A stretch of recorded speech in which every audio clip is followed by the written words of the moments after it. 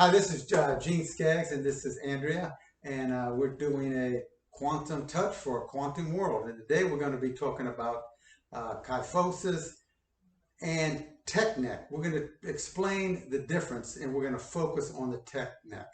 The first thing we're going to do is look what we're not going to focus on, and that's kyphosis. And I'm going to have Andrea here read exactly what that is, and I'll demonstrate it. All right, so kyphosis refers to an abnormally curved spine causing hunching of the back. So, okay. Go ahead, demonstrate what that is. So that's more like if a person is more pronounced. More right. More hunched over, right. And that's and today we're actually going to focus on what's commonly referred to as tech neck. And everybody's got their phone, so they're doing this and they're typing like this, so we're constantly doing this. So you see people like this, which is, again, not to be confused with that. That's more scoliosis and usually in the cervical part right of the spine right in here. So what we're going to look at is quantum touch and how quantum touch would address this. And the first thing we're going to do is look what Richard Gordon, out of his book, The New Human, which is the second book, which happens to be my favorite. He's got 3 of them. Again, everybody's got a favorite. So go ahead and I'll have Andrea read there while we're working on the structural part first. So when we look at this, we're addressing the spinal column first. And Richard Gordon says, I recommend working on the spinal column before you work on organic issues. The reason for this is that all organs are energized through the nervous system. If a vertebra is misaligned, it creates pressure on the spinal cord and the nerves that exit the area of the spine. Even a slight amount of pressure on a nerve can impair the transmission of electrical stimulus. If there is a blockage in the nervous system, then even a normal healthy organ will not function optimally. Energizing an organ without repairing the nervous system is like changing a light bulb on a bad electrical circuit. It may not be the bulb that's the issue. Okay, so the first thing that I would recommend working on would be the occipital ridge. And you want to hold that book up there where it's mentioned, Andrea? And this is Richard's first book, Quantum Touch, The Power to Heal. And it's on page what? Page 134. 134. You want to show it to them right there? So I'll show you the picture. Oh, it's not showing up very well. Yeah, there is good enough. You can see it there. So you can see the base, sort of the 2 dimpled areas at the base of the head. And what she's going to do is she's going to show you where it's at on me. And go ahead.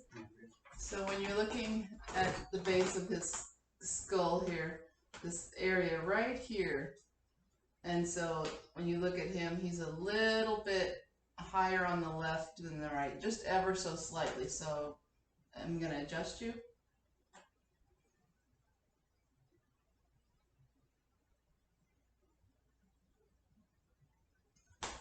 And that's really all. Yeah, you know, actually, I could feel that. I can actually feel my right side, my hip, actually pull up right in there. Now, some people are really good at feeling energy, and some people aren't. It makes no difference. It still works.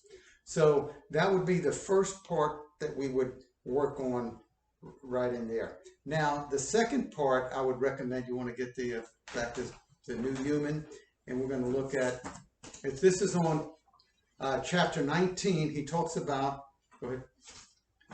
Sure.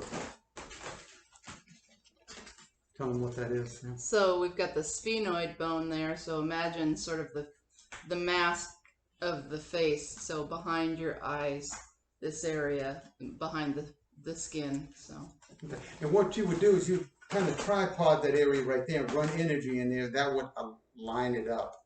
So, and she's going to list. Now he lists 34 different things that it takes care of, but he says there's much, much more. But listen to the ones that we're going to be concerned with that it would address.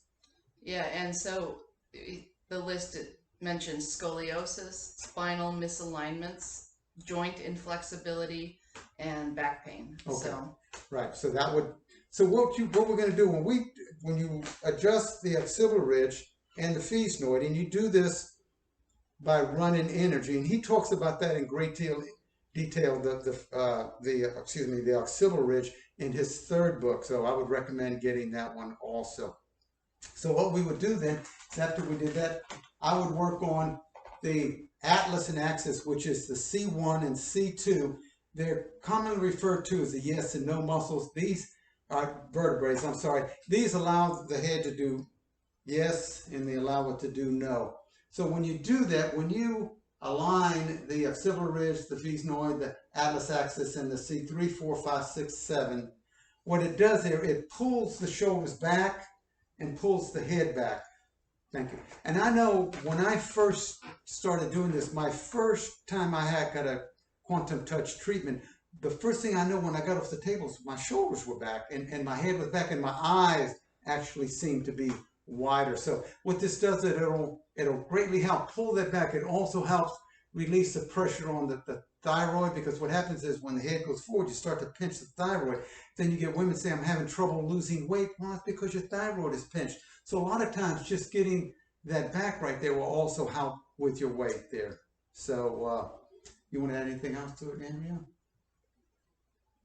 We'll do that in a separate video. Okay. We'll address it maybe a little bit further. So again, this is a Quantum Touch for Quantum World with Gene and Andrea, and we're both on the Quantum Touch site in Nashville, Tennessee. So it's Gene Skaggs and Andrea Mai. Okay. Thank you. That's a wrap. Thank you.